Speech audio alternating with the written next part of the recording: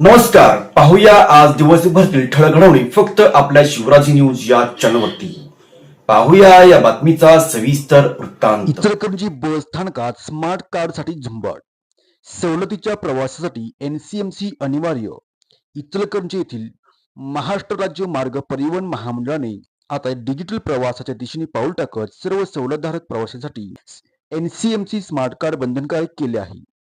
या निर्णयामुळे इचलकरंजी बस स्थानकावर कार्ड नोंदणीसाठी नागरिकांची मोठी गर्दी होत असून नोंदणी केंद्रावर प्रवाशांच्या लांबच लांब रांगा लागल्याचे चित्र दिसत आहे. महिला सन्मान योजना, अमृत ज्येष्ठ नागरिक आणि विद्यार्थी सवलतीचा लाभ घेण्यासाठी आता हे कार्ड असणे आवश्यक आहे.